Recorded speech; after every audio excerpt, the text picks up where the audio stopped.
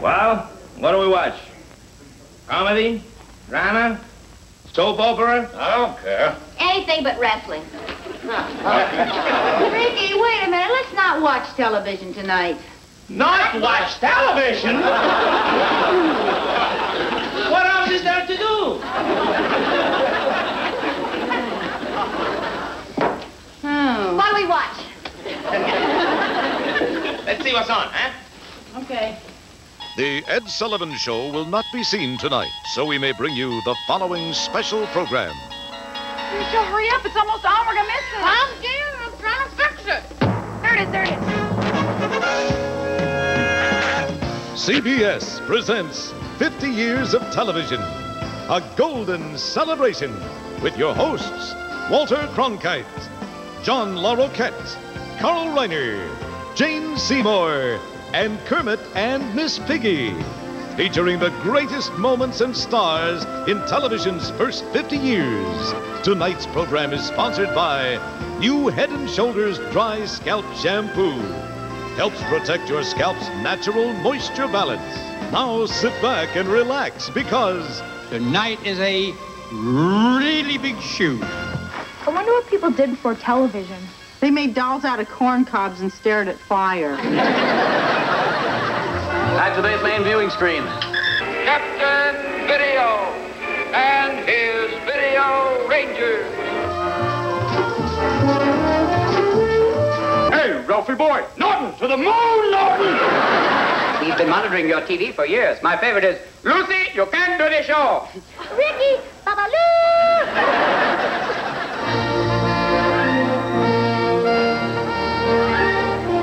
I had this made in the hopes that you'd marry me.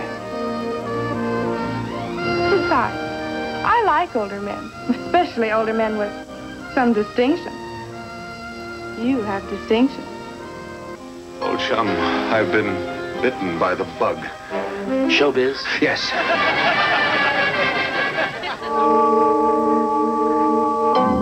Kunta Kinte. Behold, the only thing greater than yourself. Mom liked you best. You lower your voice. Mom liked you. Well, you know, that was a glorious time, really, because everybody watched the same shows. Everybody watched Uncle Milty. Everybody watched What's My Line. Well, the reception was accorded you makes me feel that your face is reasonably familiar to the public. Is that correct?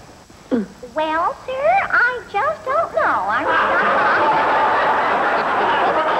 Here he is, Grady, with his little TV.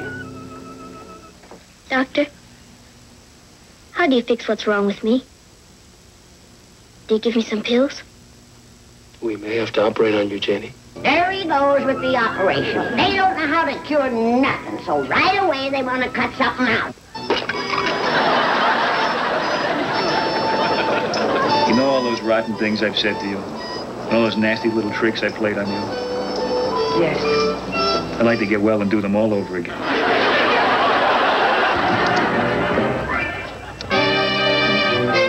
Loaded up the truck and moved to Beverly. It looks like an exciting new season. There'll be 25 crime shows on the air. It's terrible. Last night I tried to change channels and almost got killed in the crossfire. I'll put a bullet in you before you get your gun out of your holster. You might. But right now, I'm not worried about living or dying, and you are.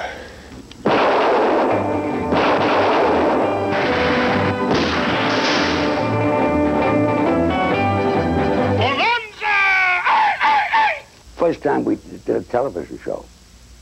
We did a few television shows, and people recognized us. When you did radio, nobody knew who you were. Gracie, what do you think of television? Oh, I think it's wonderful. You know, I hardly ever watch radio anymore. Say, kids, what time is it? Well, howdy doody, boys and girls. Well, this man took me into his living room, and he had a large piece of furniture, and he raised the top on it, and lo and behold, from a mirror down below, we saw a picture. Not only did it talk, but we saw real live black and white pictures in 1939. Those were the days. In 1939, when it was introduced at the New York World's Fair, television was just another invention, like that decade's other triumphs of human ingenuity, radar and nylon. That's a television camera. Holy smokes, does it work? Of course. You go down there, Mr. Middleton. You can see and hear Bud on a whole row of television receivers. Oh, is it going? It's on. Hiya, folks. This is Clark Gable Middleton speaking. As you can see if you've got your television sets turned on. How am I doing, Dad? Good evening. I'm Walter Cronkite. 50 years ago, there were only 300 television sets in existence. But before long, its extraordinary power was obvious. In 1953, when Hamlet first appeared on TV, it was viewed by more people than had seen all previous performances for 400 years. Today, the whole world is watching. In 1985, more than 1.5 billion tuned into Live Aid. An entire world of art, information, and entertainment can now enter our homes 24 hours a day with the push of a button. Tonight, we use television to look back at 50 years of television.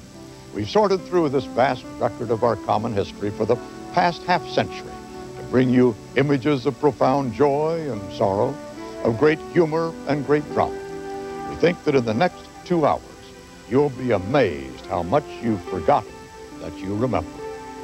In this country, we do more TV watching a day than anything else except sleep, although some prefer to do both at the same time. From our favorite chair, we have seen the other side of the world, the universe without and the universe within. It's radically altered the way we see reality, speeding it up, slowing it down, and giving us a chance to see reality again. This gadget is now the most powerful force on Earth. It can propel a movement and help end a war. It can change our minds or just our bedtimes. It's tracked our appetites from one era to another. I want my MTV. Through TV, we've made new friends who've become part of our family. And we've also said goodbye to some of them. Television can nationalize a gesture or inject a new phrase into the country's bloodstream. Where's the beef? Where's the beef? Where's the beef? It can teach us everything from A to Z. But perhaps the most important lesson we've learned is that television has the potential to bring us so close together that the whole country, and sometimes the whole planet, seems no bigger than our TV screen. John? Thank you, Walter. I'm John Laroquette. In the beginning, when television was young, some of its most popular stars were nothing but kids. The family show provided a sweet and sanitized version of American life and a chance to watch other children grow up. They had familiar problems. So what if they were always ironed out in half an hour, or roughly 27 years less than these things take to work themselves out in real life?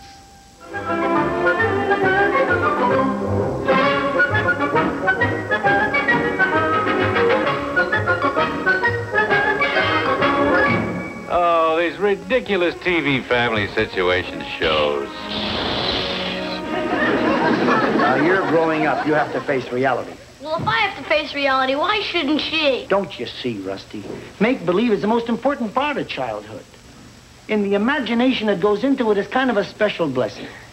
Now, little Linda honestly believes that when she loses her tooth, her good fairy is going to turn it into a gold locket. That's beautiful, Russ. Now, you don't want to rob your sister of the joys of childhood, do you? In other words, she gets anything she wants as long as her teeth hold out. Tell me, is it customary for little girls to invite the little boys to dances these days? Well, it's some kind of a leap year dance that our dancing class is holding. I should think you'd rather be out playing football than attending some dance with a bunch of girls. Oh, fiddlesticks, I think it's a very nice idea. Well, maybe you're right. After all, he's not going to be playing football all his life, but he will be meeting and associating with people. And girls are people. I'll drink to that. Daddy? Where'd I come from? What'd you say, Rich? I said, where'd I come from? Well, let's see. First off, where's Dr. Spock? Rich, where do you think you came from? Same place Freddie Helper did, New Jersey. New Jersey? You're not ready for this. No fair. They get to stay up. They're older. We didn't ask to be born last. Golly. We ought to run away. After you clean up the mess. Then we'll run away. Fine. How about waiting until morning after you've had a good night's sleep? Now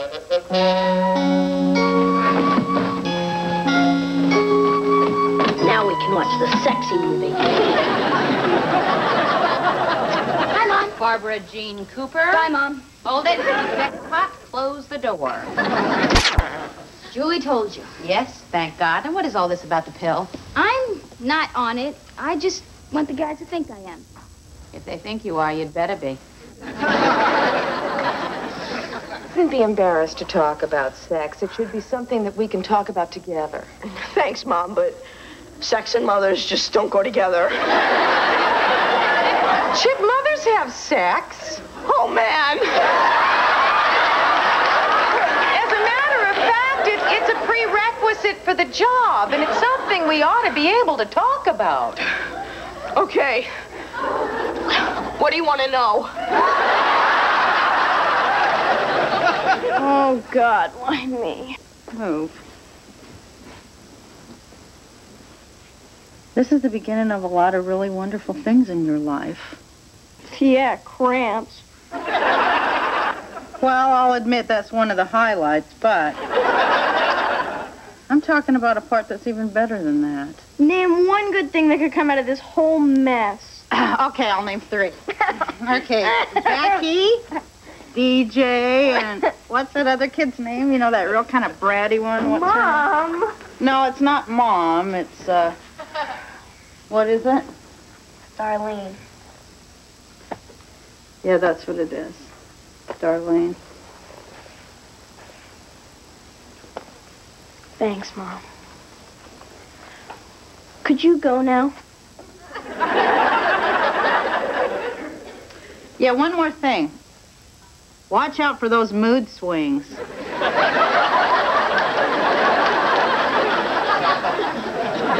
where's Bud going? Well, Kathy, I know this is going to come as a shock to you, and I want you to take it bravely, but Bud is moving away. He's leaving us. Can I have his room? I'm sorry, Dad, but we're moving out. Moving out? That's right. I'll explain it later. Well, this is the last load. I guess I'm leaving. You think you'll be ready to go out on your own when you're 18? Definitely. As a model, I'll be making the big money. Yes. But before you make the big money, you'll be making maybe teeny money. I'm pretty crazy in the morning, so if I don't get a chance to say this to you, I want to say it to you now. I'm going to miss you so much. Honey, I'm going to miss you, too. I'm glad you're Alex Keaton's mother.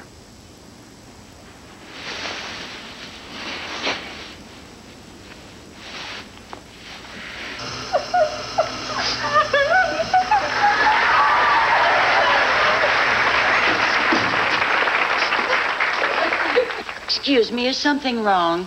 Rich is in Greenland, Johnny is in Chicago, and my new furniture leaks. Oh, I knew you wouldn't understand. Oh, but we do understand. Joni and Richie are your children. Oh, yes. And you're upset because they've moved away and left you alone. Well, you're looking at 2 authorities and what happens to Mom when the children grow up. It takes quite a while to adjust.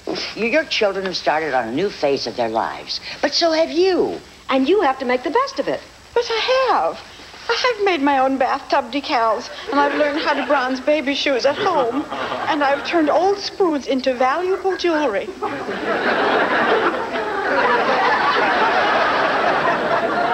Paul. Do you mind taking a look at that? Well, what shall I do? Shall I leave Mayberry? What do you think, Paul? Am I better off just staying put? Something like that nobody else can tell you, son. Big thing like that, you have to call it. Remember those baby songbirds you raised? Oh, yeah. You got me that big old white cage? Yeah. Yeah? I remember that. You remember when they were no longer babies? It was a great temptation to keep them. Remember? Yeah. Remember what you did? I turned them loose. Yeah. You decided the time had come that they were no longer babies. Time to let them spread their wings, see how high and how far they could fly. They're okay, Pa. They all flew off okay. Guess I did a good job, huh, Pa? You sure did, son. Cage sure looks awful empty, don't it, Pa?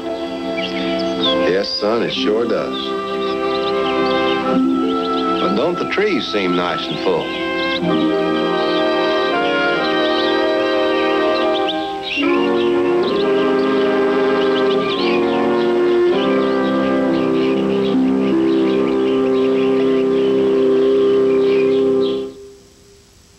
If there was one man who put television on the map in the late 40s, it was the medium's first superstar, Milton Berle.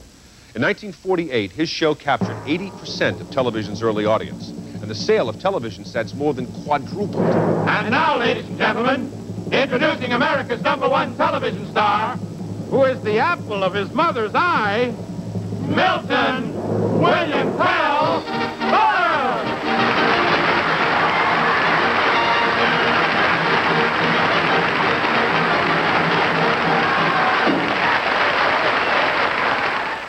Well, I mean, I have my own show. I'm the star of my own your own show. Sure. I never miss it. You never miss it? I never see it, so I never miss it. You listen to me. I'm Berle. Berle.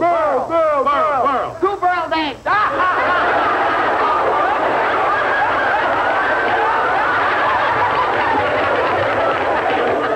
Now, you listen to me. You broke the whole jaw. I broke the whole jaw. Listen to him. Why did I listen to him? You listen to me because I'm Berle. He's the star. I'm the star. Now say you're sorry. Yeah, tell me you're sorry. I'm sorry you're a star. But Mr. Television's real trademark was the range of his wardrobe, which often leaned heavily in the direction of high heels and mascara. Just around the corner, there's the rainbow in the sky. So let's have another cup of coffee, and let's have another piece of pie. Putting on a woman's dress? That's funny. The way he does it, it is. Oh. Well, I don't care what you say. I think that is a terribly cheap way of getting laughs. You give me Bob Hope anytime. You really like him? Oh, that I don't understand. I mean, I could if you had a son in the service.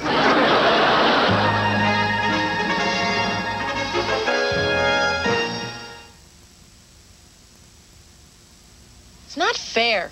I have to shampoo and mousse and blow dry. My scalp pays the price. I get tight, itchy, dry scalp. Not dandruff, but dry scalp. But now there's new dry scalp shampoo from Head & Shoulders. Helps keep moisture in the scalp. Other shampoos can strip away. Now I can have beautiful hair without dry scalp worries. Try Head & Shoulders' new dry scalp shampoo and help wipe out dry scalp. If you had sensitive skin like I do, which moisturizer would you choose? One for sensitive skin, or one created for sensitive skin by the people whose skincare treatment has kept more faces looking younger, smoother, sexier than any other in the world? I know which one I'd choose. Color-free, fragrance-free, oil of Olay for sensitive skin.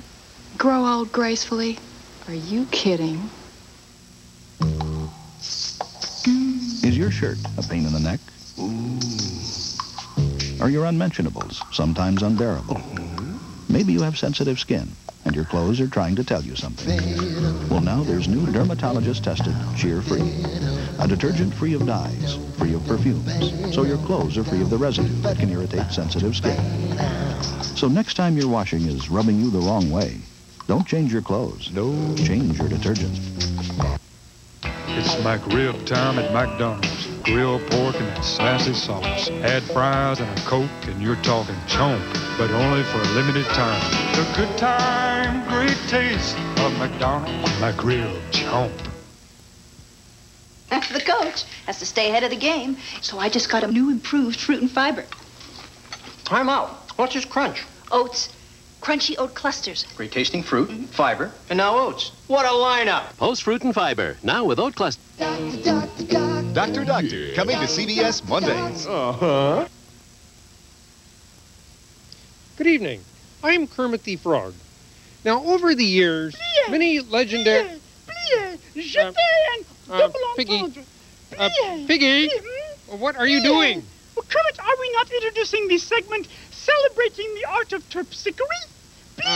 Actually, it's about dancing. Kermit, my dear, terpsichore is dancing.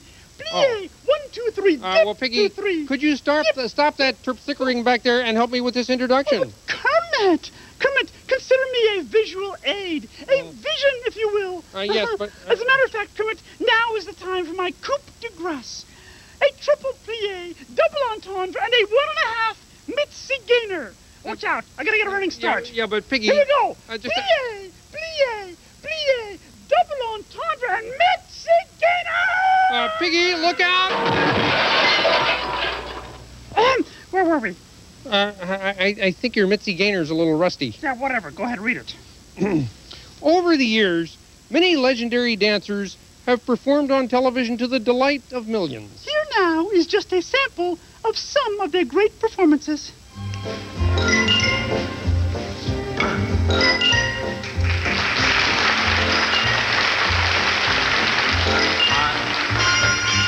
Putting on the top hat.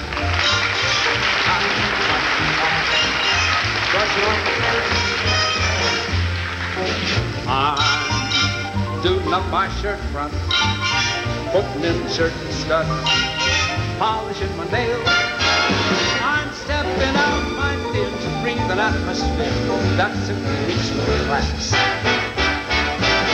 And I trust that you fix my dust when I step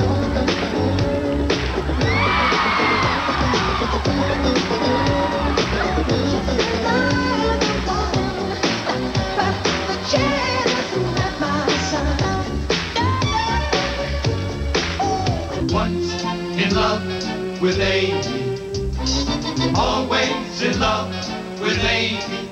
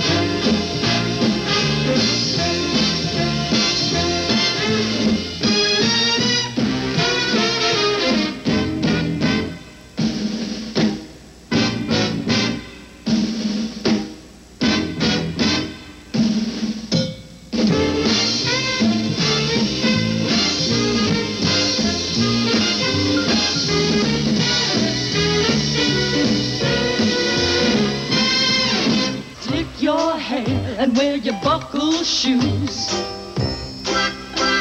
And all that jazz, I hear that Father Dip is gonna blow the blues. And all that jazz, hold on, hun, we're gonna bunny hug. I bought some aspirin down at United Drug in case we shake apart and want a brand new start to do. A plan, jazz.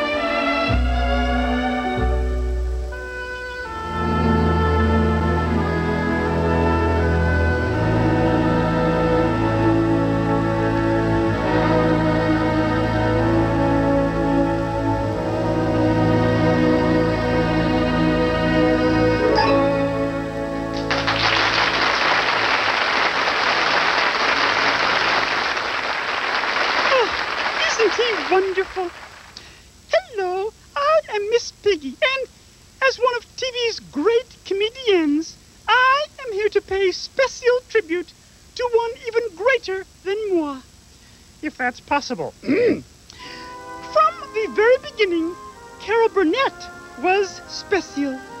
Discovered in an off-Broadway show by Gary Moore, she became a regular on his show and quickly mastered the art of sketch comedy. Ladies and gentlemen, Miss Carol Burnett.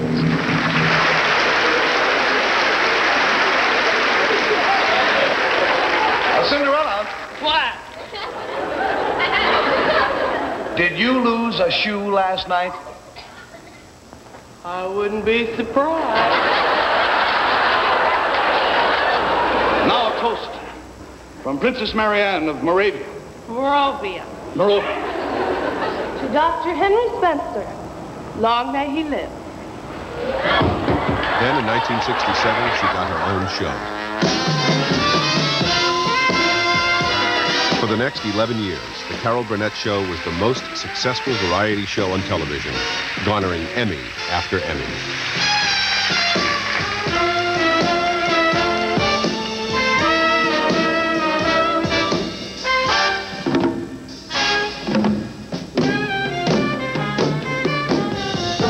Animal crackers in my soup.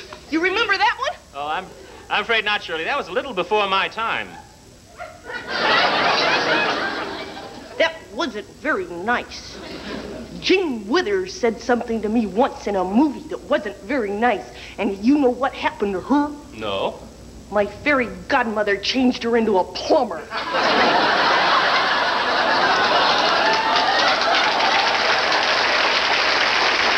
Is that all you think about my problem? Dragging your stupid name through the mud?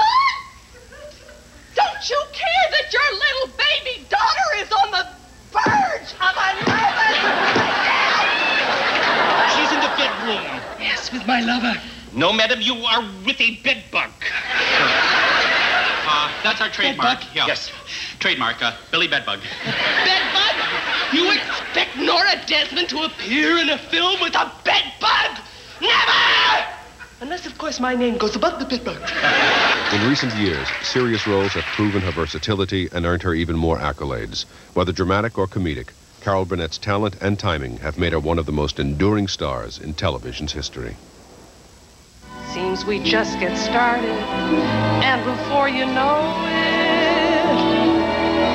comes a time we have to say so long. Good night. Thank you.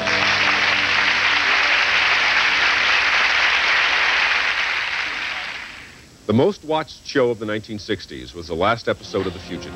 David Jansen starred as a wrongly accused murderer relentlessly pursued by the cops as he searched for the real killer of his wife.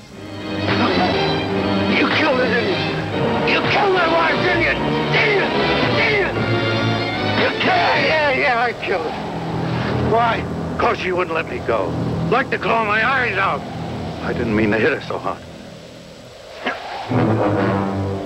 72% of the TV sets in America were tuned into ABC August 29th, 1967, to watch the conclusion of TV's longest man. Yeah, I killed her. Now I'm going to kill you. Won't have to worry about you again no more.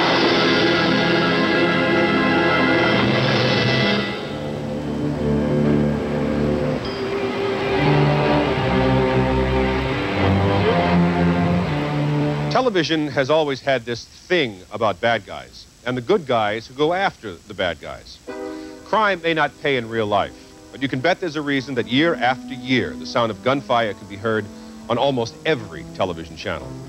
Now, there may be, as the narrator of a popular police drama used to say back in the 50s, 8 million stories in the naked city. But there's basically only one police and private eye plot on television. Good guy meets bad guy. Good guy loses bad guy. Good guy fills bad guy full of lead. But despite this limitation, television has managed to give us many stunning and even enlightened crime dramas. You're a cop, a flatfoot, a bull, a dick, John Law. You're the fuzz, the heat. You're poison, you're trouble, you're bad news. You make noises like a cop. Private. I can get the real thing if you'd like. Richie, Get on out here. There's cops in the hall. Do I look like a cop? In this neighborhood, you better believe it. Hey. Let's be careful out there. See surplus store, corner People's Drive, 121st Street. The story you are about to see is true. The names have been changed to protect the innocent.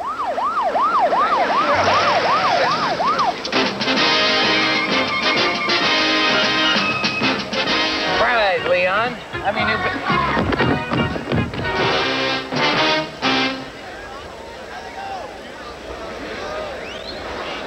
dead. But I have a feeling that unless we move fast, we're going to have a couple of more murders on our hands. What makes you think her murder was premeditated? Usual things, sir. Little facts that plain don't fit, you know, sir. Anything I hate is one of those little facts. Doesn't ever seem to matter how small it is either, sir. Could be this big. You know, this is just a hunch, Jim, but I think the bus driver had something on the senator. Maybe the senator was having an affair with the bus driver's wife. But just where did that come from? Hunches don't come from any place, Jim. They're just hunches. That's how we solve our cases. We get hunches, they turn out to be right, and the case gets solved. Gee, I don't know how you survive as a private investigator, Jim. You don't seem to know any of this stuff. Hey, Crocker. How many women do you know who still use garter belts? Personally, I'm sorry to say, I don't know of any. Well, suddenly I know 2 of them, which is 1 too many. Hey, what is this? Who are you guys? Spread them. Spread them. Freeze! Hold it. Stop in the name of the law.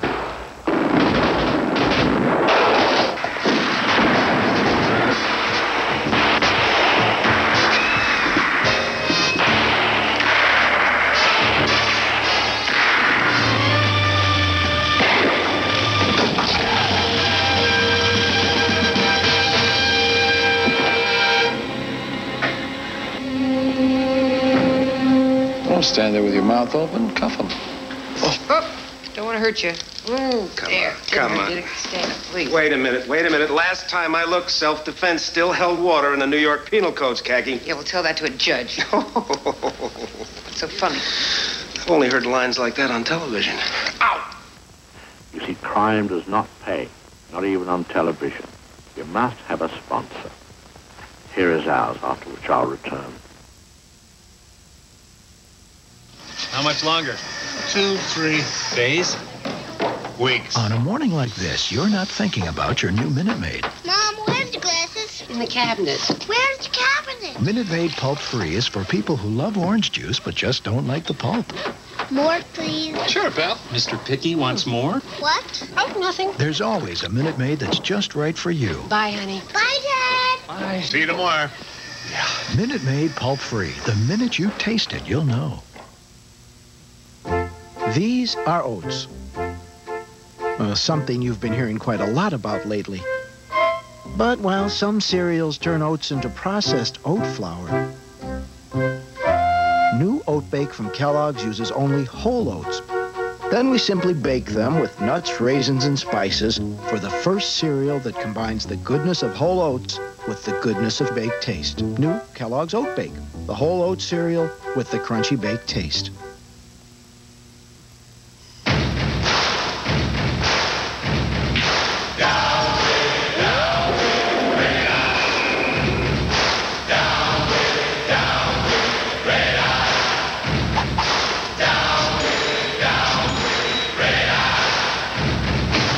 In response to popular demand, we proudly introduced the Nikon Teletouch 300, a totally automatic dual-lens camera that significantly reduces red eye. She's the only one. During JCPenney's holiday sale, you'll save a dazzling 30% on stone jewelry. But that's not all. You'll also find beautiful savings of 30% on cultured pearls. Oh, and one more thing. You'll save a brilliant 30 to 40% on diamonds, too. You're looking smarter than ever at JCPenney. 50 years of television, a golden celebration will continue. First class place is full up. We're back here traveling in coach, might as well be on the subway. It's Japan on a whim, but they haven't got a yen. Could you give us some cash? Designing women. Then, when two doctors have a falling out, it can really burst your bubble. Coffee here's just so darn. Doctor. Strong. Monday. Living undercover, living on the edge. Someone knows your secret, someone wants you dead. You could use a lifeguard, someone on your side. If looks could only kill, you would never die. Now, where are you going to spend your Wednesday nights? Wise guy. This is CBS. Winning Rochester over, we're gonna move you, make you smile. Have you driven a Ford? Winning Rochester over, that special look, you're moving in style. Have you driven a Ford lately? Faze offers tremendous selection and value on just about anything you'd ever need this holiday season. And that's sure to help one person rest a lot easier. This 7-speed wearing Vortex blender is only $16.77 at Faze. 20-ounce Permasoft shampoo or conditioner are just $2.34 each. And this remarkable rival crock pot with its removable Corningware casserole is only $34.98. Catch the spirit of Christmas at Faze. On our next current affair, inside the mind of Hitler.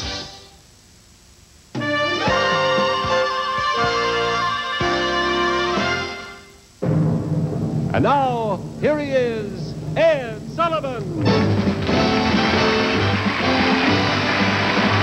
Thank you very much.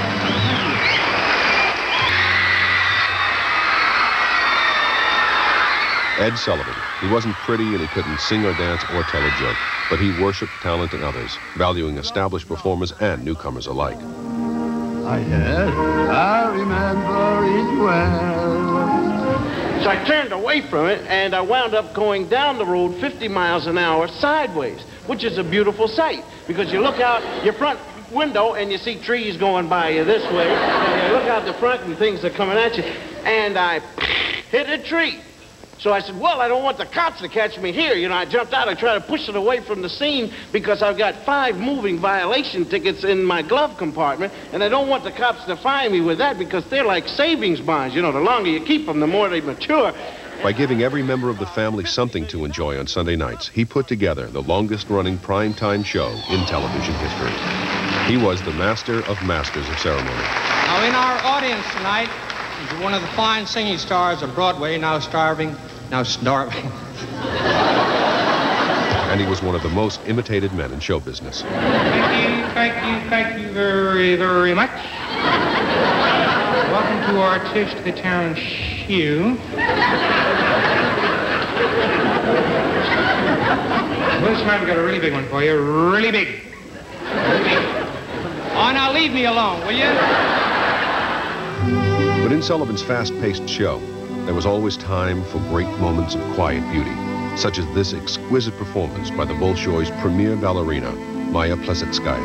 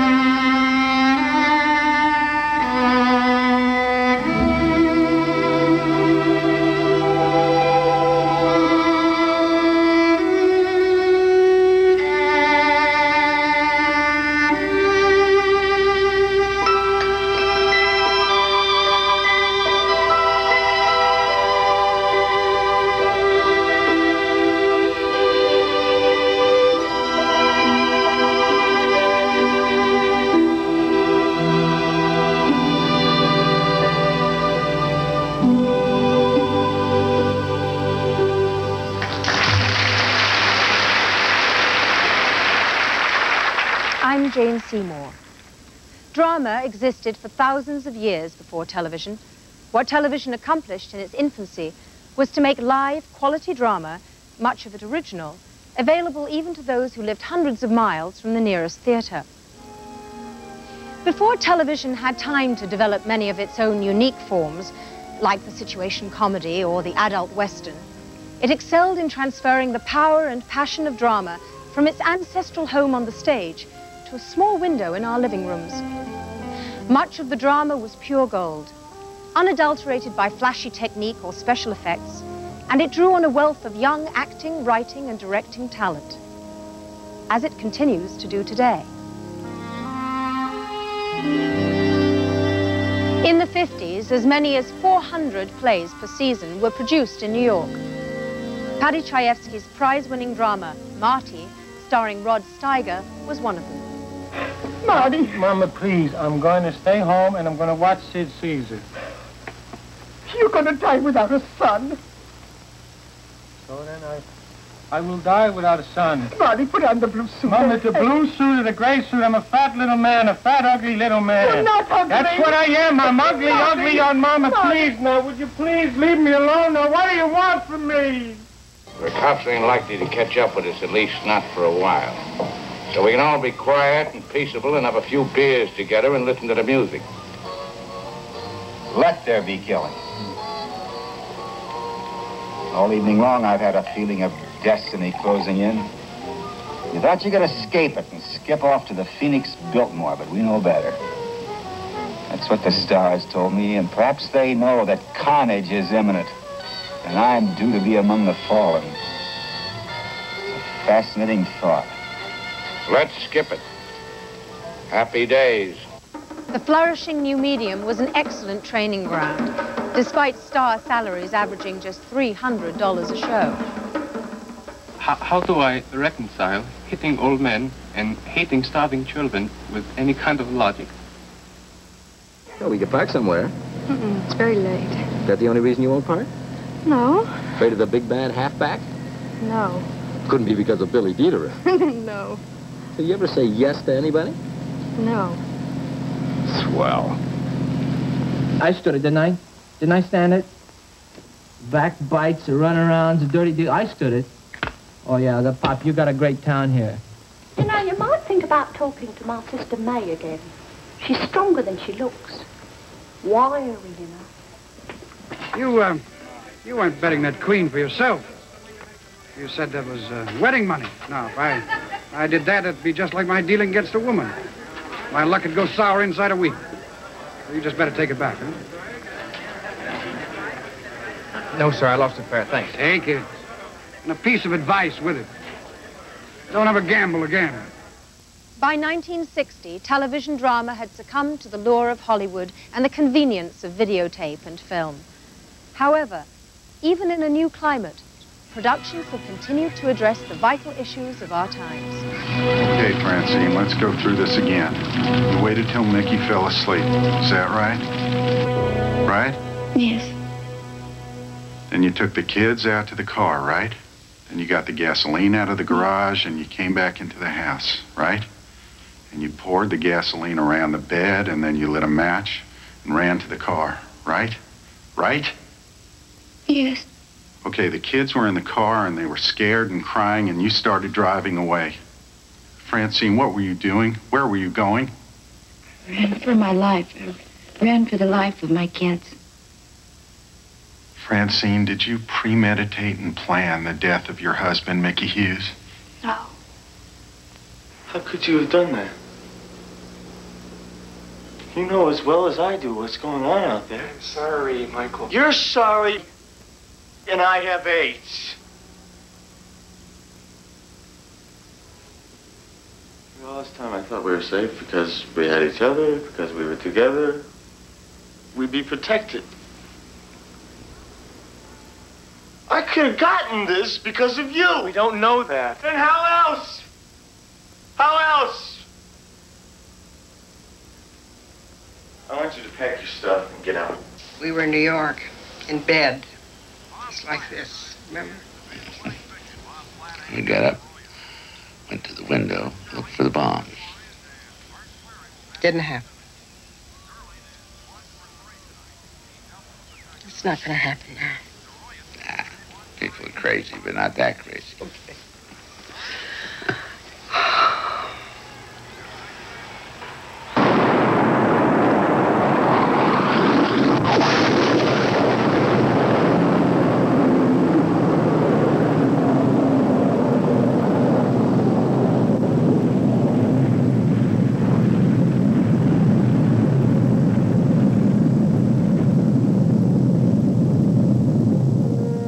In January of 1977, an ABC miniseries made television history and an indelible impression on 80 million Americans. Its name was Roots. Alex Haley's gripping story of an African boy named Kunta Kinte and his perilous journey to freedom was nominated for a record 37 Emmys and would celebrate 6 winners. But more important, it was a modern classic and a reminder of our deeply troubled and common American heritage.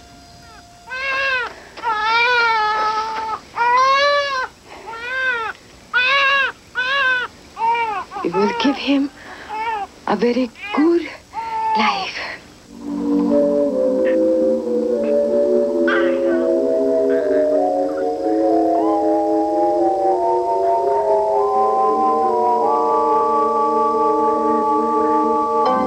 Kunta Kinte, behold, the only thing greater than yourself.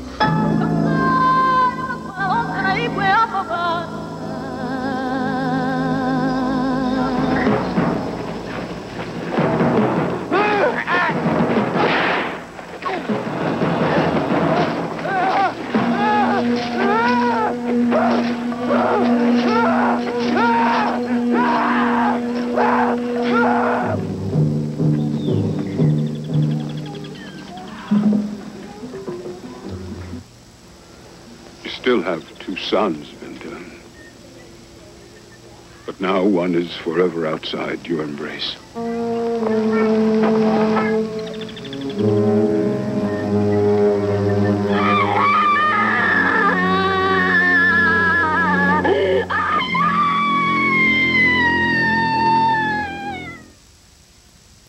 This may not be the golden age of television, but this is the global age of television. I went back to China a few years ago. I hadn't been there since Richard Nixon went to China, and a whole group of reporters went along with him. So many of the houses don't have washing machines or refrigerators, but they do have television antenna. The fact that all over the world now, people can see television. They can see what's happening in this country. They can see what's happening in other countries. I think has transformed the world. In the 1940s, a radio and movie star named Bob Hope said, "All I know about television is I want to get into it as soon as possible." And he did, though he was well aware of the medium's technological imperfections. But I want to tell you it's a great thrill to be here on this wonderful initial program of station KTL. And ladies and gentlemen, this is Bob, first commercial television broadcast Hope, telling you gals who've tuned in, and I want to make this emphatic, if my face isn't handsome and debonair, please blame it on the static. Television. Well, they finally got me. I want to tell you it's a great... Which camera's working? When the picture cleared up, Hope had become one of television's most visible stars. But his best loved performances took place far from any television studio.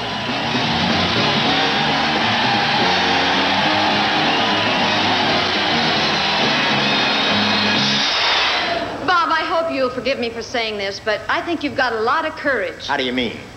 You know, you do jokes about the president, about the Pentagon, and about Congress. How do you get away with it? Get away with it? Why do you think I keep winding up in Nakam Fanam?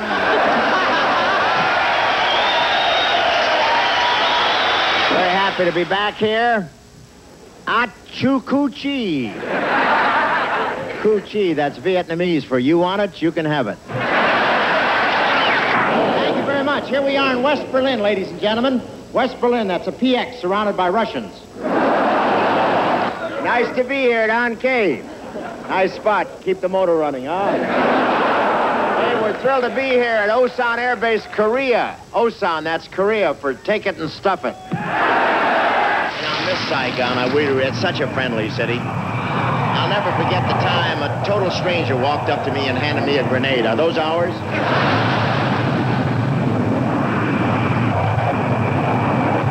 Yeah, they're bringing my laundry in. Happy to be here. I don't know where the hell we are, but I'm happy.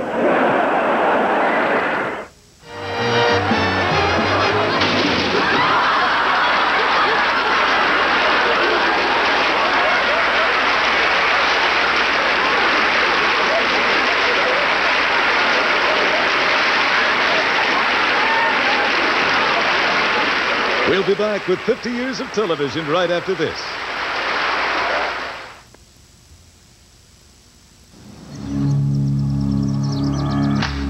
My Uncle Roy T. Cashin was killed when I was 11 years old. It had a lot to do with me wanting to become a volunteer fireman in the fire department. We have a lot of trust in each other because our lives are in each other's hands. Good morning, Neil. How you doing? I've been in that burning house, and it's a feeling I'll never forget. Many of these firefighters trust Neil Cashin with their life insurance. I think Neil got in the fire department because of the red lights and the sirens. He's been with New York Life a long time, and with the fire department even longer.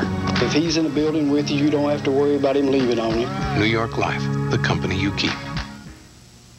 Kmart celebrates Christmas in America with Charlie fragrances from Revlon. The quality you need at the price you want.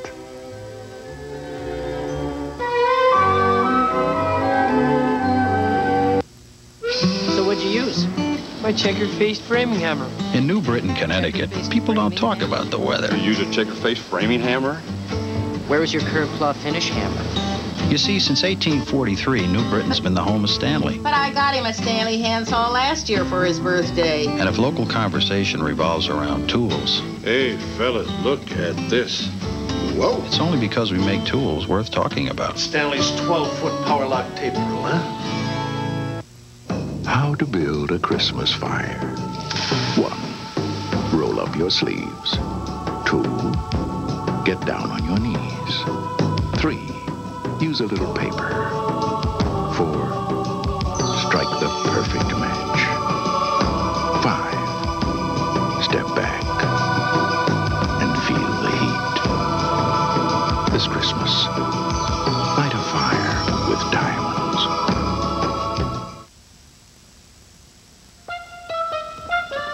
Hi, I'm Carl Reiner. Sid Caesar was all talent, drive, energy, and appetite. He could speak 100 languages without uttering a single actual word, and he flattered countless inanimate objects with his impressions of them. In the early 50s, the groundbreaking Your Show of Shows showcased his many manic talents and nurtured a group of brilliant comedy writers. It included Woody Allen, Mel Brooks, Larry Gelbart, Neil Simon, and a young actor who looked remarkably like me, except I believe he had a little more hair. What do they want from me? All I want to do is put on a play, make people smile. All I want to do is put a smile on the face of America. Out here on this beach tonight, I can forget the dance hall with all the smoke and the noise and the dancing.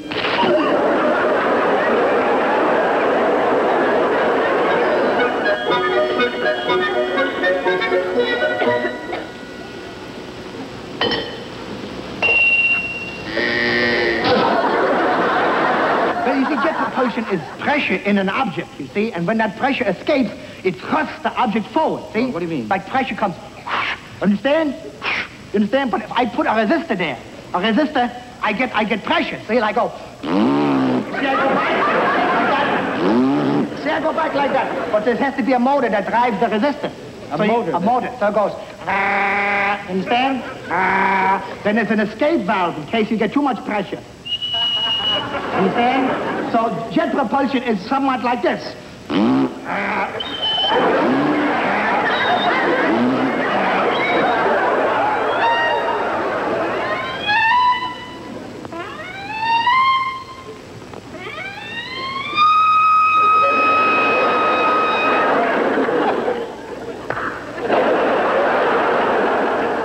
In the beginning, television welcomed old comic traditions like vaudeville and burlesque, but it also made room for new and offbeat forms of comic life, the most ingenious of which went by the name of Ernie Kovacs.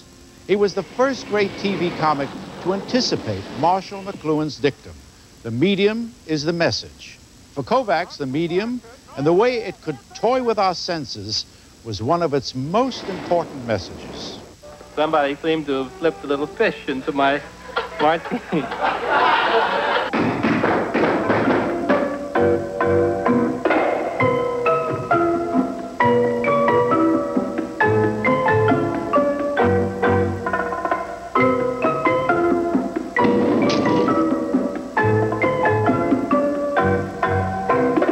15 years later, in 1968, Laugh-In broke many of the rules of TV comedy.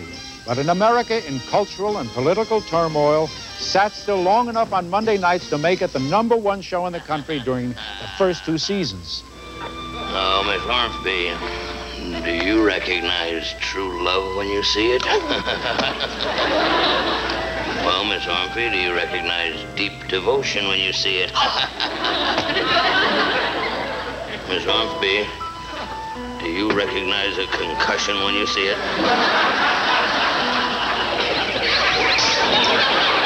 Unless my clock is right, it's sock it to me time. And I say sock it unto you as...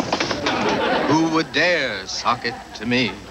Mr. Peter Sellers, if you had a choice, what would you say would be your most favorite role?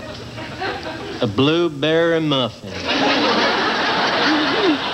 That's funny. I saw that one 3 times.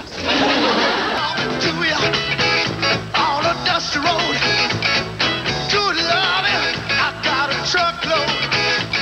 There's no other pair of Czech brothers who cruise and swing so successfully in tight slacks. We are 2 wild and crazy guys. Our top story tonight. Our top story tonight. Alicia Francisco Franco is still dead. Is still dead. Jane, you ignorant slut. Hello, boys and girls. We're all alone again today. You know why? My wife walked out on me. Isn't that nice? I'm so glad the bitch is gone. President Ford wants to make Puerto Rico a state. Not a steak, a state. Oh. Well, I'm sorry. Never mind. Of all human expressions, a laugh may be the most precious, and no one supplies it more directly and more dangerously than stand-up comics. I've come home sometimes, saw my wife in the doorway with a large knife going, I think you should talk to him. You expect to walk in the nursery, see the kid 5 feet over the floor going, come in, father. Damien, put the dog down, Damien. Because they do horrible things, little babies. They go up to the dog and go, doggy. You can see the dog look at him like, oh. You'd be dead if you were a cat. I'm just so mad at my mother. She's 102 years old. She called me up the other day. She wanted to borrow $10 for some food.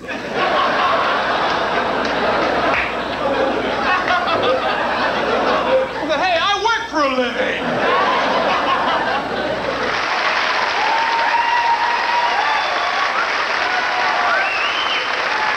The man I was really afraid of was the translator. He translated for all of them. I was scared stiff we were getting the words right. Khrushchev came to the United Nations in the 50s. He was angry. We were scared of him. He picked up his shoe. He banged it on the desk. We will bury you, we were told. No, what he really said was, these are not my shoes! Good evening, ladies and gentlemen, and welcome to the Richard Pryor Show. My name is Richard Pryor, and I'm so happy to have my own show. I don't know what to do. I could jump up and down and sing Yankee Doodle. I'm telling you, it's going to be a lot of fun. You know, there's a lot of things written about me. People wondering if I'm going to have a show, if I'm not going to have a show. Well, I'm having a show. People say, well, how can you have a show? You've got to compromise. You've got to give up everything. Is that a joke or what? Well, look at me. I'm standing here naked. I've given up absolutely nothing.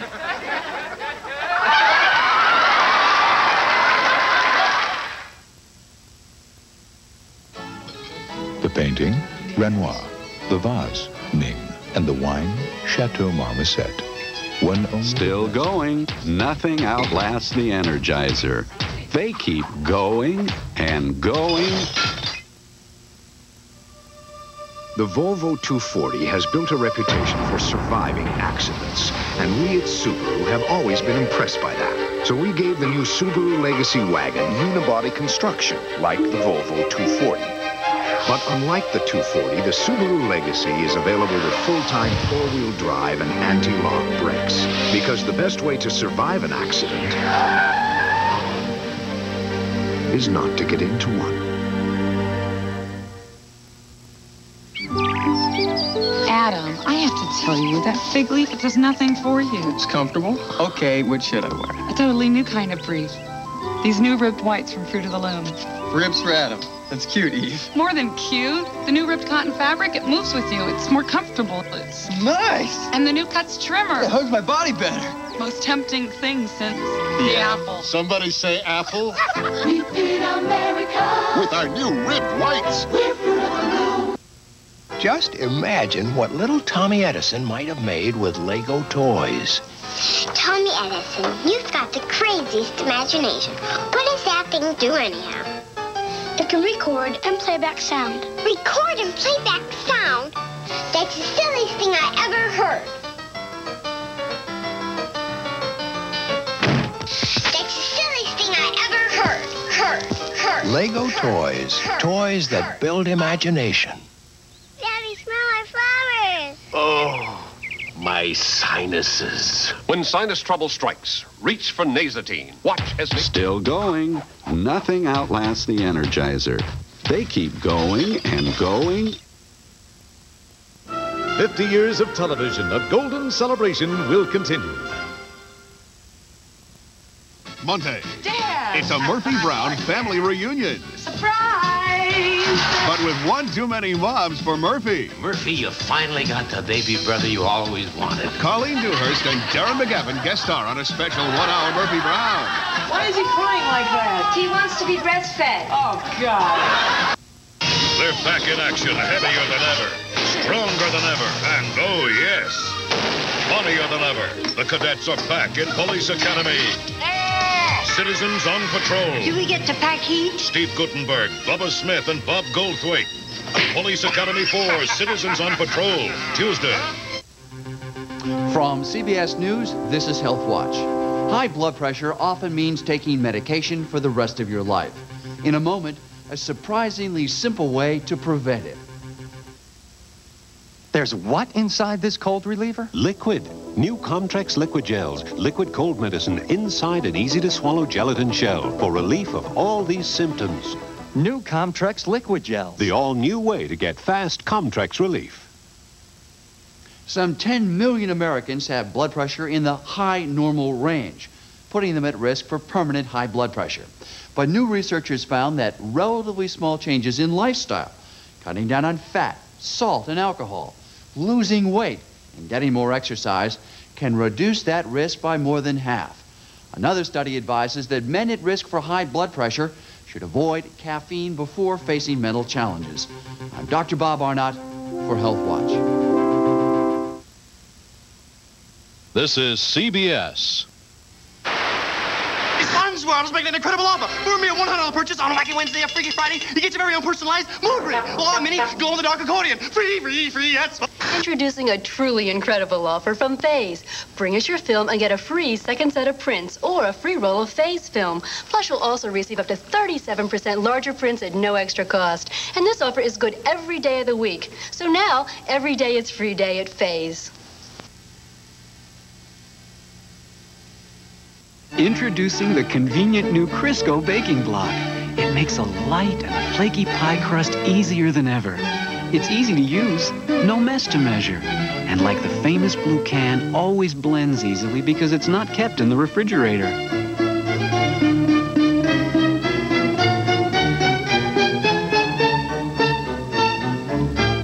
For a light and flaky pie crust, the new Crisco baking block is the recipe for success. Modern Prisons, the good life behind bars.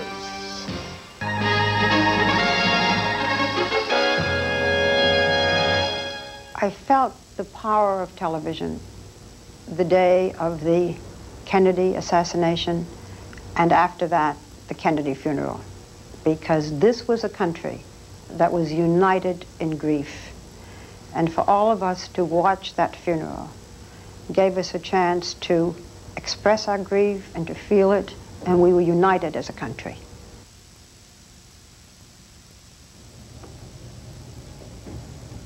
From Dallas, Texas, the flash, apparently official, President Kennedy died at 1 p.m. Central Standard Time, 2 o'clock Eastern Standard Time, some 38 minutes ago.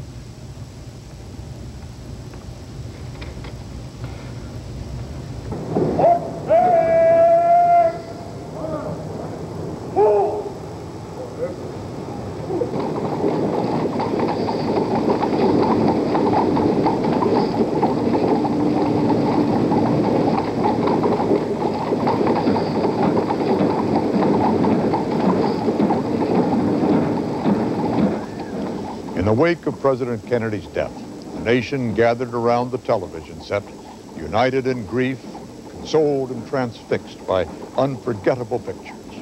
This is the strength of television news, pictures that move and move us with an immediacy unrivaled by radio and newspapers. Television news has exposed the process of history to ordinary citizens. Have you no sense of decency, sir, at long last? Have you left no sense of decency? And brought the struggle for decency and justice into our living room. And I've seen the promised land. I may not get there with you, but I want you to know tonight that we as a people will get to the promised land. It's shown us what divides people and what reunites them. It's treated us to great moments of pomp and circumstance.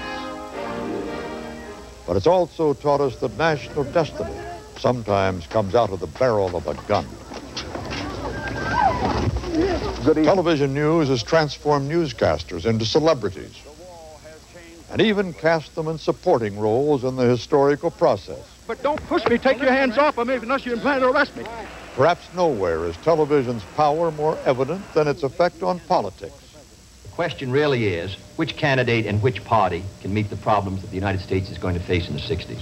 It's made the political and electoral process more accessible to all. The power of television can be used to make a politician. Pat doesn't have a mink coat, but she does have a respectable Republican cloth coat. To break him. You don't have Nixon to kick around anymore. And remake him. But it can't save him from himself. Therefore, I shall resign the presidency effective at noon tomorrow. Television news. It reminds us of the realities here on Earth, but also captures the aspirations of humankind. 40 feet down, 2.5. Picking up some dust. 30 feet, 2.5 down. Great shadow. Engine arm off. 413 is in. Tranquility Base here. The Eagle has landed. Yeah, I'm going to step off the limb now.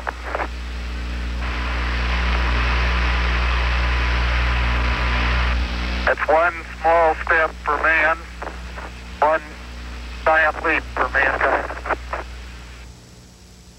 Man on the moon. Boy. You want to go to the moon? Do you want to go to the moon? You want to go to the moon? You want to go to the moon, Miss Piggy? Bang, zoom, pow. Oh, hey there. I was just practicing a couple of impressions. Jackie Gleason was truly one of television's great comedic actors. Let's have a little traveling music that time.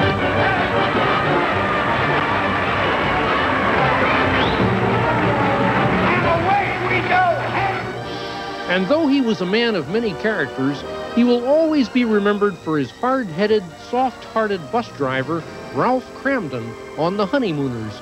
I'm getting a job, and you're going to do the housework.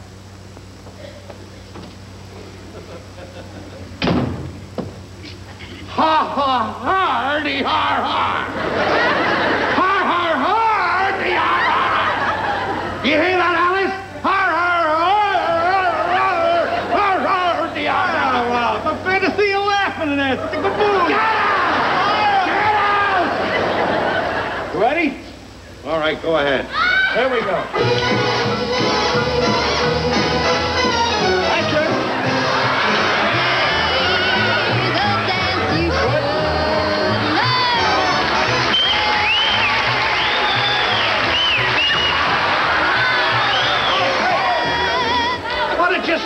For it's just rolling, man. You're supposed to waddle like a duck. How can I waddle like a duck? Well, it's easy. Just walk like you always do. Now, come on, let's get with it again here. Both of us together. That's it. Here's a dance you should know. That's the knack of it now. That's it. The lights are down. I got it now, Norton.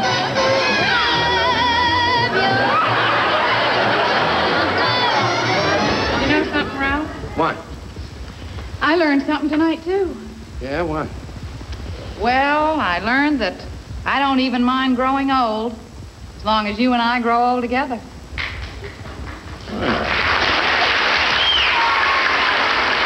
Baby, you're the greatest. That's the greatest stuff there, honey.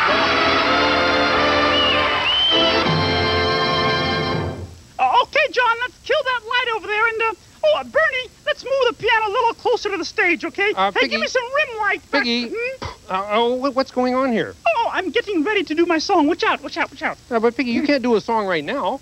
Why not? Oh, because right now I've got to introduce the next clip of great television moments. No, but I am about to give you a great television moment now, live. Piggy, this part of the show is about singers who are legends. Yes, I know. Well, you see, I'm sorry, but you're not on the list. Say what? You weren't even in the balloting. What? That does it. Not only am I not singing on this show, I am never singing on any other television show as long as I live.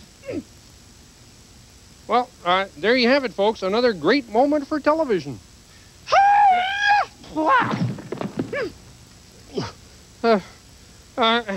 And now, here are some more great TV moments by the superstars of song.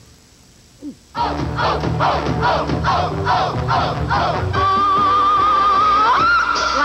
where the wind comes sweeping down the plain, and the waving wheat can sure smell sweet when the wind comes right behind the rain. Oklahoma, every night, my honey lamb and I sit alone and talk and watch a hawk making lazy circles in the sky. We belong to a land, and we belong to its right. And I'm calling, picture you upon my knee, T for two and two for three. Will you accept me for you and you for me alone? Nobody near us to see us, to hear us, to friends or relations, the weekend vacations. We won't have it known, dear, that we own a telephone, dear. I've got your funny face, your sunny, funny face.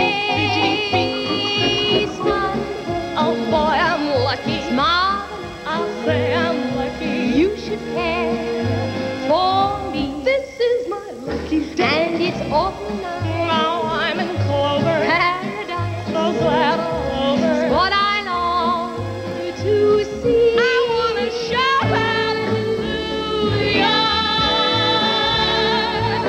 hallelujah. Clang, clang, clang went the trolley. Sing, sing, sing went the bell.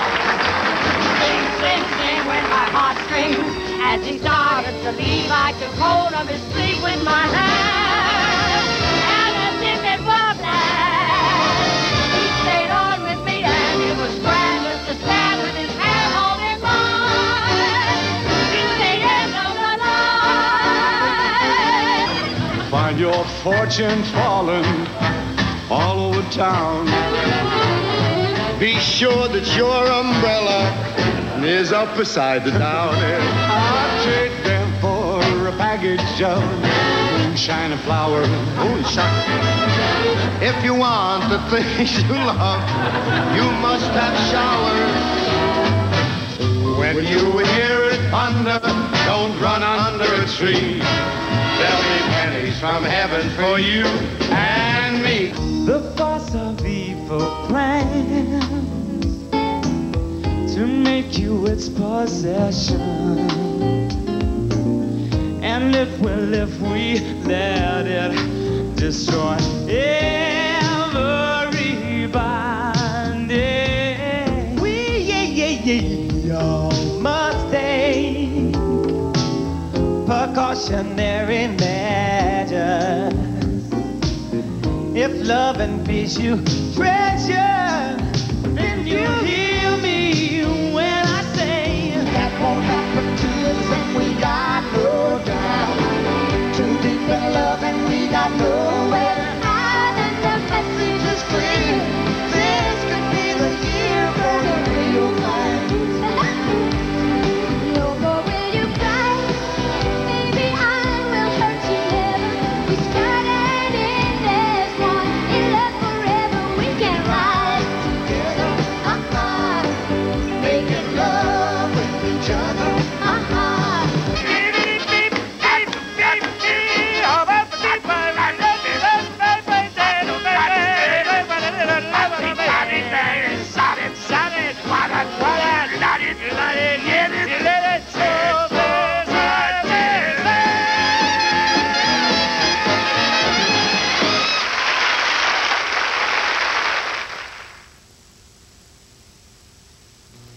It's McRib time at McDonald's. Grilled pork and that sassy sauce. Add fries and a Coke and you're talking chomp, but only for a limited time.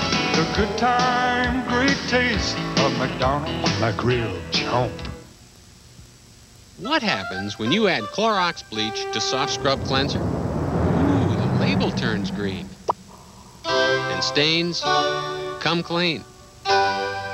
Get soft scrub with the stain-fighting power of bleach. How much longer? 2, 3 days? Weeks. On a morning like this, you're not thinking about your new Minute Maid. Mom, where's the glasses? In the cabinet. Where's the cabinet? Minute Maid Pulp Free is for people who love orange juice but just don't like the pulp. More, please. Sure, pal. Mr. Picky wants more? What? Oh, nothing. There's always a Minute Maid that's just right for you. Bye, honey. Bye, Dad. Bye. See you tomorrow. Minute Maid Pulp Free. The minute you taste it, you'll know. Ironing is easy with Norelco's new Easy Steam Irons. Less effort goes in because more steam comes out. Penetrating steam that reaches deep into every fabric. Adjustable steam that matches steam volume to fabric. Long-lasting steam to finish up to 60 minutes of ironing between refills. The new Easy Steam Irons from Norelco make ironing so easy they take the wrinkles out of ironing. Why do you get great service from a MetLife rep? He's got terrific follow-through, answering tough questions. He's fast when it comes to paying claims. He's got lots of drive and power. And he makes neat saves when the going gets rough. It all adds up to advantage. MetLife. Get Met. It pays. He was the last big radio star to convert to television. Fortunately for all of us, nothing was lost and much was gained in the translation. While many of his compatriots in the land of comedy believed that broad was better, for Jack Benny, less was more. Come on, Jack, we better get started. Gracie is looking forward to this dinner, and she's all dressed for the occasion. Oh, well, look, Georgia, one accident. I hope. Is she going to wear her mink coat? The mother? Of course. Well, I wish she wouldn't wear it. in front of Mary when we go, because I don't know, it always makes me look so cheap. Oh, you know? That's just a rumor started by your publicity man because you didn't pay him. I always made him laugh. It's silly. We were sitting once at the table when Jack looked at me having lunch at the Hillcrest Country Club. And Jack was sitting there and started to laugh. I said, what are you laughing at? I'm not saying anything. He says, yeah, but you're not saying it on purpose. Sasha, will you open this bottle of champagne, please? Open it yourself. I'm sick of bubbles. What made Jack Benny a success, he was a quiet riot. He fooled around with his hands, he touched his face, he folded his arms, he looked at them, and the audience would laugh and he'd say, what the hell are you laughing at? I never criticized Jack's violin playing, he never criticized my singing.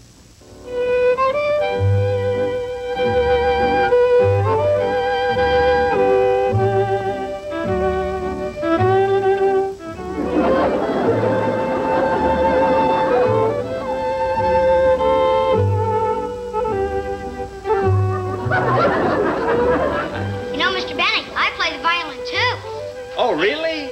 I've been playing for 2 years. Oh, well, how well do you play? Pretty good. That's wonderful. Do you play like me? I used to.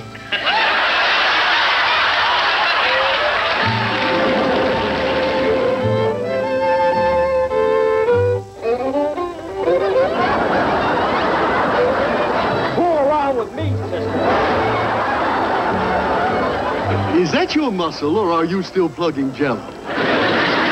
Never mind the jokes. Just guess my age. You haven't paid me yet. Here. Yeah, thank you. You're 39. Say, what made you say I was 39? Well, I've got your quarter. Let's both be happy.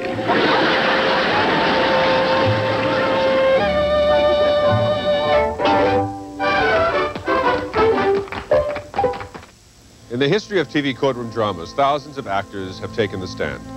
Some have been found innocent, others guilty, still others guilty of overacting. So herewith, a look back at the order in some of television's finest courts and a few examples of how the medium also flouts the law. I'm Judge Stone, and you're Batman. This is my old lady, Wonder Woman. Permission to smack him around a little, Your Honor? Mr. Fonzarelli, would you please make your opening statement? The plaintiff chooses to pass. The term is waive. Whatever. What's my name? Objection. Overruled. What's my name? I don't remember. Victor Cifuentes. Where did you have lunch today, sir? Objection. Goes directly to the witness's short-term memory and competence to practice the law. I ate lunch at Jimmy's. No, sir. You ate lunch at the Regency Club. You're trying to trap me. What's my name, sir? Mr. Redding, can you answer Mr. Cifuentes' question? What's the question? You were tormenting the dog, weren't you? No. And the defendant asked you to let him go, didn't he? No. You held on to the dog and you refused to let him go. Isn't that what happened? No. And when he demanded that you let him go, you and Tommy and Marty threatened him and then attacked him, didn't you? We didn't do anything to him. He's lying. We didn't threaten him. He killed Marty. And we didn't do anything. Now, I ask you once again, Mr. Scott, what were you doing between 8 to 9 o'clock on the night of the murder? I don't remember. Then I'll tell you. You drove over to the Quincy Hotel where you killed a man by the name of Monty Sewell. So I went to my door and opened it. A man came out of Shirley's room and ran out of the house. He was so close I could have touched him. Did you recognize him? Oh, I did. Is he in this courtroom? Yes. Point him out. That man, Joshua Ryder. That isn't so. It's not true. She's crazy. Go on, tell us, Mr. Sands. Tell us about your quarrel with Joe Bradford over the defendant. Tell us how you grabbed the fire axe and hit him. Hit him in such a manner that he slumped down against the forward compartment. Go on, Mr. Sands, tell us. I killed him. But I did it because I loved Martha. I wanted to protect my wife. Did it for him. I wanted to get away from her. But I didn't do it. I didn't do it. He was an egomaniac. He stepped on people for the sheer enjoyment of it. Sorry about Jack's side, Mark. He was one of the real good Joes in this filthy business. I hated to do it. For that, I deserve whatever I get. But not for killing Barry. He deserved to be killed. I'm glad I had the guts to do it. 10-minute recess.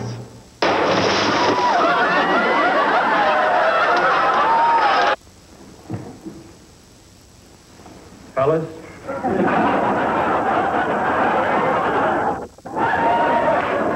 There she is. There's the little lady who put you out of business. Sincerely, Alan, really sincerely, and you can ask anybody, I have always said that I like you so much better without your, This hair! You didn't have any trouble saying it on television. Mary, thanks to you, I've had to wear the same darn hat for 25 years. Just kidding. It's a different hat. The other one wore out.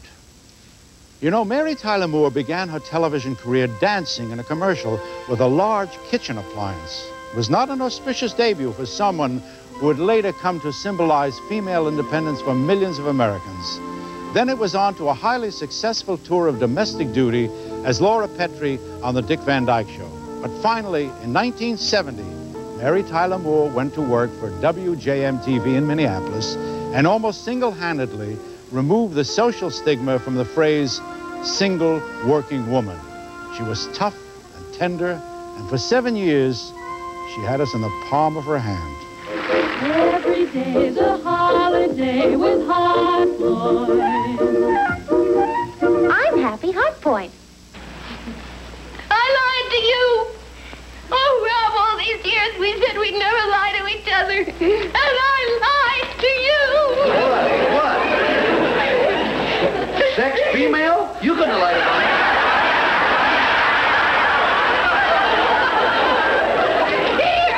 What? Age? You lied about your age? Oh, Rob. How old are you? 30. No hedging. No, how old do I look? Why hedge? How old do I look? 30. What religion are you? Mr. Grant, I don't quite know how to say this, but you're not allowed to ask that when someone's applying for a job. It's against the law. Want to call a cop? No. Good. Would you think I was violating your civil rights if I asked if you're married? Presbyterian. Well, I decided I'd answer your religion question. Look, miss, would you try answering the questions as I ask them? Yes, Mr. Grant, I will, but it does seem that you've been asking a lot of very personal questions that don't have a thing to do with my qualifications for this job. You know what? You got spunk. Well... I hate spunk. This is neither the time nor the place to discuss this. Now, for today, everything's going to stay the way it is. Tomorrow morning, we'll have a production meeting here at 11 o'clock. You bring the designs and sketches, which I will discuss with you, okay? Okay? Okay. And if you want to come and watch, you come and watch. Any questions? Not the way Lou would have handled it. Mary, Ted wants you to handle it the way Lou would have handled it. Ted, how'd you like me to punch your face out?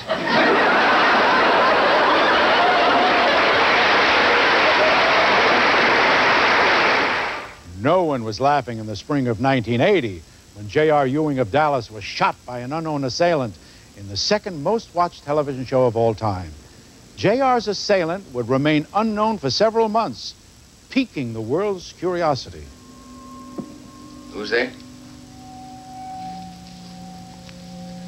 You went to the office that night with J.R.'s gun.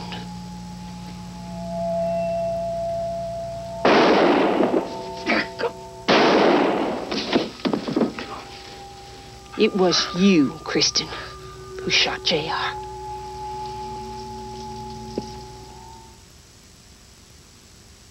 Ho, ho, ho. It's that time of year again. Okay, slipper expert, I'll deliver the toys. You deliver the isotoner slippers. They just love that isotoner feeling, don't they? Ready to hit the road, huh?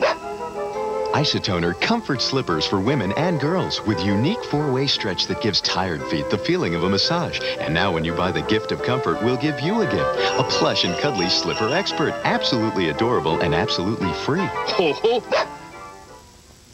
Having the flu is a nightmare. Your throat's so sore. You're congested. You cough. Body aches all over. But now, there's Theraflu, the first and only hot medicine made just for flu symptoms. Theraflu, with a hot liquid like doctors recommend. Strong therapy for fever and cough. Strong therapy for aches and pains. Next time the flu strikes you, strike back with Theraflu. Now, back to cooking with Aubrey. Okay. Have we got our ingredients ready? Yes. Raspy eggs family. There's nothing like DuPont Stainmaster Carpet for handling a pinch of this. Measure the milk carefully. And for dealing with a dash of that. Oh. But it's not a Stainmaster Carpet Wasn't that fun? Super duper. if it doesn't say DuPont. Now discover DuPont Stainmaster in the new Premier Designer Collection. That you have dry skin. I mean, you're born with it. You're a little girl with it. You know you have dry skin. I tried this dry skin product, and it was amazing because right away I felt the difference. It was completely unique. It felt like this is made for my skin. Time release. I don't know. It just works all day. It just feels normal now and comfortable and soft, my skin. Introducing new Oil of Olay Intensive Moisture Complex. Now, this isn't ordinary. This is, it's just very special. 50 years of television, a golden celebration will continue. It is estimated there are 3 million homeless people in America. This is one family story. I have worked in that plant for 12 years. It quit me. I didn't quit it. For the Coopers, the American dream has crumbled. I can get us out of this. Just have a little bit of faith. With no one to turn to, theirs is a family torn apart. I'm not going to let you just slip away from me. Christine Lottie, Jeff Daniels. We're not going to just disappear. No Place Like Home, next Sunday. You'll smile when you test your driving wits against Elliot Gould, Pia Zadora, Mario Andretti, and Geraldo Rivera. Join Alan Fudd and friends for Candid Camera on Wheels Wednesday. This is CBS. Good evening, I'm Brad Couples. Coming up on Eyewitness News at 11:10, another prostitute murder, this one in Niagara Falls.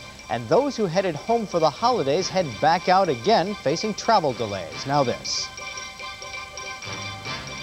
Don't say I'll take it till you've been to the source, where you'll save 40% on diamonds and 60% on gold chains and charms. At the source! The best of the Bills game and more on Eyewitness News tonight. Delta Burke sets the record straight on all those wild tabloid headlines. Get the exclusive interview only on Entertainment Tonight. That's Monday night at 7:30 on TV8. It's simply irresistible. Pleasures and Pastimes is a Christmas wonderland. Our realistic Christmas trees are irresistible. Come get ideas and choose from thousands of ornaments and decorations. For the best selection this holiday season, it's Pleasures and Pastimes. Ever have one of those days when everything just kind of goes to heck? Overwhelmed by problems, worries, technical difficulties? You need Highway to Heaven. Weekdays at 4 on TV8. Play Win, Lose, or Draw weekdays at 5 on WROC TV8.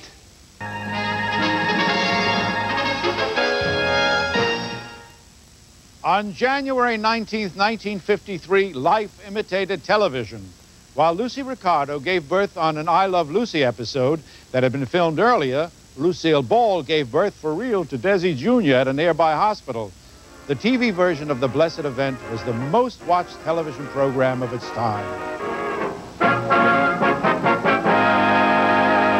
Ricky, this is it. This is it! Let's go!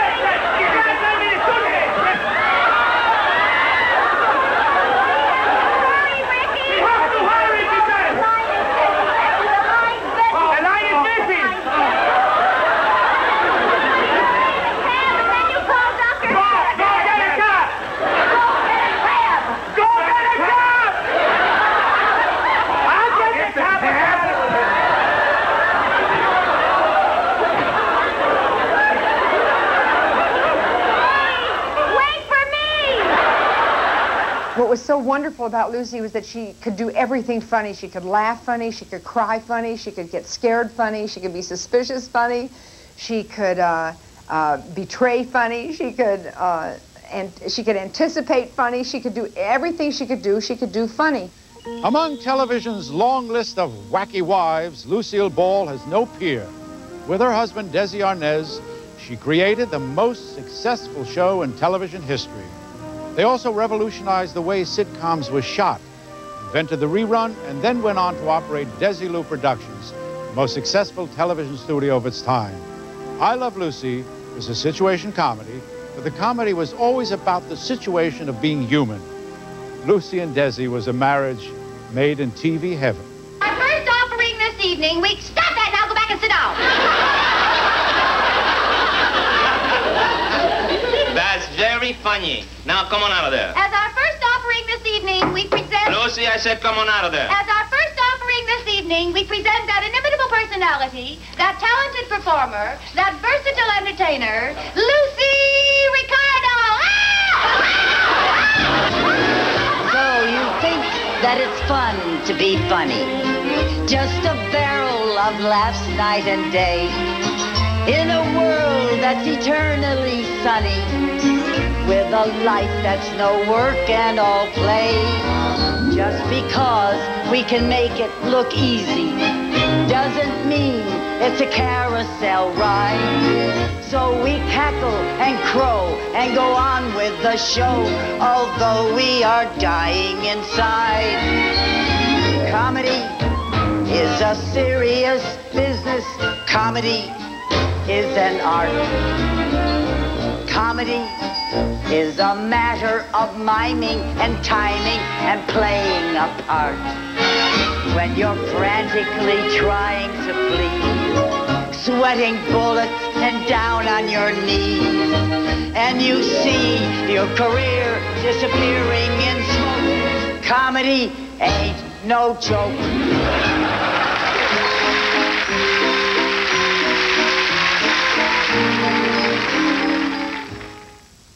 CBS Television presents the distinguished reporter and news analyst, Edward R. Murrow, in See It Now. We are, as newcomers to this medium, rather impressed by the whole thing. Impressed, for example, that I can turn to Don Hewitt here and say, Don, will you push a button and bring in the Atlantic Coast? On monitor 2, may we have the Pacific Coast, please? We, for our part, are considerably impressed. For the first time, man has been able to sit at home and look at two oceans at the same time. We're impressed with the importance of this medium. We shall hope to learn to use it and not to abuse it. Edward R. Murrow was a pioneer in television news, part of the small band of us who had to make up the job as we went along. He was, in the early years of his career, a daring voice in the wilderness of World War II, reporting from the BBC during the London Blitz. Hello, America. This is Edward Murrow speaking from London. Radio had made him a household name. Television would make him a household face as well. And he would help make television a powerful source of information. Are you there, Senator? Yes, right here, Mr. Morrow. Good evening, sir. Almost ironically, he was a pioneer of celebrity journalism as well, with his popular interview program, Person to Person. We met at the house of a friend about 2 years ago. His broadcast introduced us to leaders at home and abroad, and his documentaries, like Harvest of Shame, showed America what America didn't always want to see. One farmer looked at this and said, we used to own our slaves. Now we just rent them. And in 1953, Murrow became the first to challenge the blacklisting tactics of Senator Joseph McCarthy on national television. Good evening. Tonight, See It Now devotes its entire half hour to a report on Senator Joseph R. McCarthy, told mainly in his own words and pictures. McCarthy, whose fanatical witch hunt for communists dominated the post-war years, became one of Murrow's greatest public enemies, and the feeling was mutual. The actions of the junior senator from Wisconsin have caused alarm and dismay amongst our allies abroad and given considerable comfort to our enemies. And whose fault is that? Not really his. He didn't create this situation of fear. He merely exploited it, and rather successfully. Cassius was right. The fault, dear Brutus, is not in our stars, but in ourselves. Good night, and good luck. Well, I think the realism in television that's prevalent today really is a function of an audience hunger for adult fare. I'm not sure that entertainment shows actually change public opinion or change values. What I think they are able to do is break the ground for fresh discussion. This is Julia Baker, Doctor. I just got your wire. Look, can you run out here tomorrow morning? I'd like to get a look at you. Has Mr. Colton told you? Tell me what? I'm colored. What color are you? I'm a Negro. You always been a Negro, or you're just trying to be fashionable? Now, let me tell you something. If your spicks and your spades want their rightful share of the American dream, let them get out there and hustle for it just like I done. Yeah, but Archie, you're forgetting one thing. You didn't have to hustle with a black skin. No, I didn't have to hustle with one arm and one leg neither. So what? So you're admitting that the black man is handicapped? Oh, no more than me. He's just as good as me. Wait, now I suppose you're going to tell me that the black man has had the same opportunity in this country as you? More. He's had more. I didn't have no million people out there marching and protesting to get me my job. No, his uncle got it for him.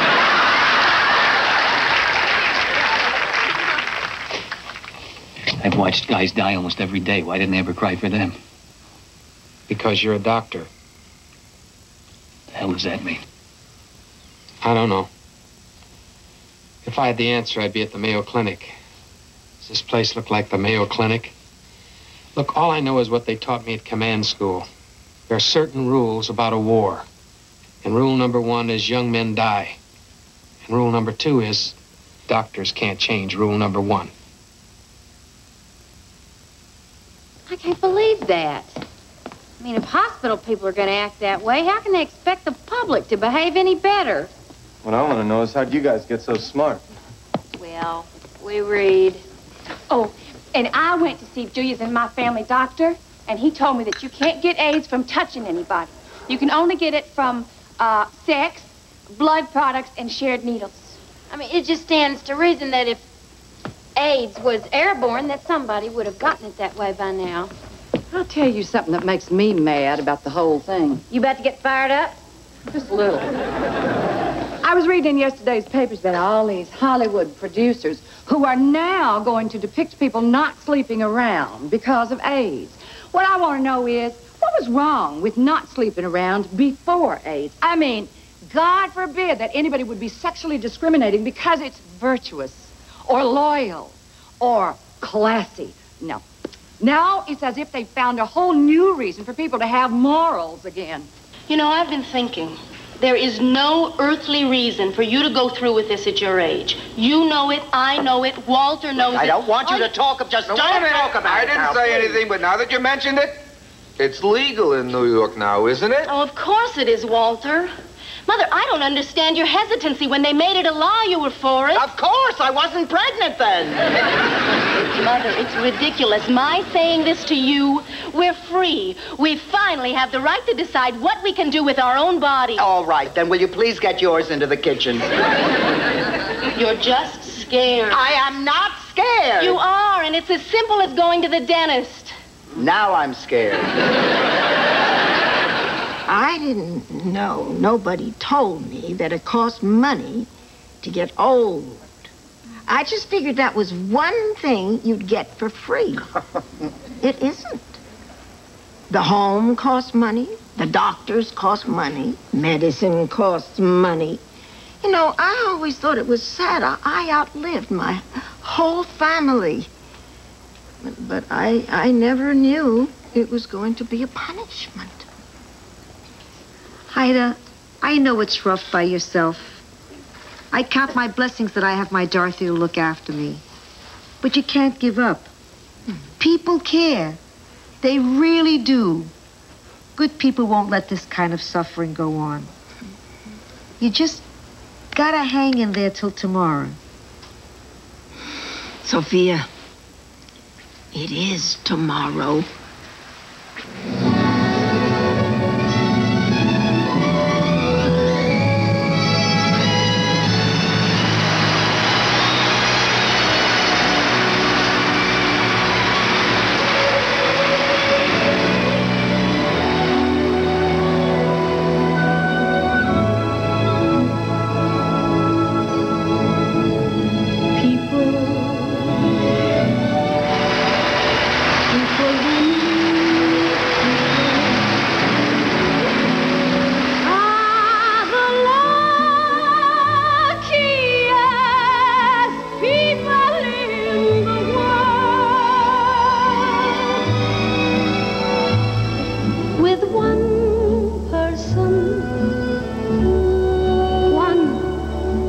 special person, a feeling deep in your soul says you are half, now you're whole. No more hunger and thirst. First be a person who needs people.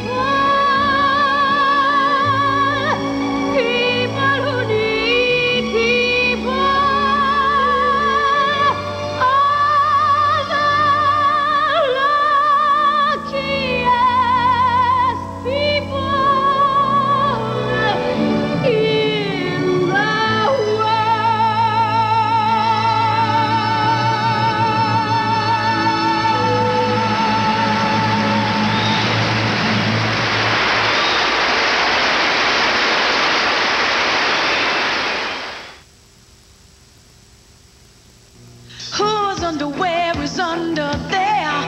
Whose underwear is under there? Whose underwear is under there?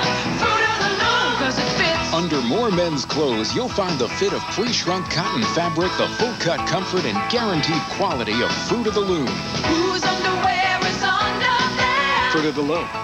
'Cause it fits. We fit America with Fruit of the Loom. My pain is at the bottom of my elbow. It's throbbing. The more you twist, the more the pain hurts.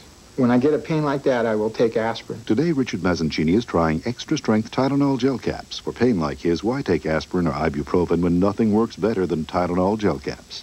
The pain is gone. It's great. I feel good. No pain. It doesn't hurt. It feels fluid. I'm convinced I'm going to be a gel cap user. Extra-strength gel caps, only from Tylenol. For everyday pain, nothing works better. Hallmark has a special way to capture the memories of this Christmas. The 1989 carousel ornaments with dated collector's base. 4 beautifully detailed horses. Each week a new horse is available for just $3.95 with each $10 Hallmark purchase. Check the ad in your Sunday newspaper for a participating Hallmark store. Hallmark has a way. A new horse each week. Collect all 4 because the years may pass, but the memories always come back around. Imagine a world beneath the sea with an enchanted McDonald's of pure fantasy, where the Little Mermaid's friend Sebastian and Flounder the fish come to life to grant your holiday wish. Buy a $5 book of McDonald's gift certificates and get a free plush ornament, either Flounder That's me. or Sebastian. I always knew I'd be famous. From the all-new Disney animated feature, The Little Mermaid, now in theaters everywhere. So come to McDonald's, hurry along, like a true fantasy. It's here then. It's good. Your holiday place, McDonald's. And that's where we stand 50 years after television began to nudge its way into our lives. What once was simply a piece of talking furniture in a few dozen homes is now a permanent fixture in hundreds of cultures, and a reminder that people everywhere share a common denominator of laughter and tears and a hunger for information about how others live. Television sometimes seems to have great power over us, but actually, it's we who have power over television. We must use it wisely. The next 50 years will see television's bag of technological tricks grow more impressive than ever. Its potential to amuse will be limited only by the imagination of its artists. Its potential to manipulate reality will be limited only by the responsibility and integrity of its journalists and by the vigilance of its viewers. Life will be portrayed in drama and in the news, and in their separate ways, always in their separate ways, television will make life the richer for all of us. And that's the way it is. Good night, good night, good night. It's time to say good night, good night, good night. What more is there to say but good night? We've had a few laughs, and it's time for toodaloo. Arrival, auf Wiedersehen, and inka-dinka-doo. Say goodnight, Dick. Good night, Dick. Good night, Mom. Good night, Dave. Good night, Rick. Good night, David. Good night, Pa. Good night, Dave. Good night, Mom. Good night, Rick. Good night, Pop. Good night, Rick. Good night, David. Good night, Rick. Didn't I say good night? Good night, Good night, everybody. Good night, and good luck. Good night. Thank you. I really don't want to say it, but the time has come, and so for the last time, good luck and good night, Chet. Good luck, David, and good night. How about saying good night? Yeah, oh, good night. Good night. Good night. Good night, Tommy Smothers. Good night, Dickie. I forgot. Good night, folks. This is Ted Baxter saying good night and good news. Gentlemen, now that our show is all through, may I say, and now, ladies and gentlemen, thank you, and you, and you, and you. And so,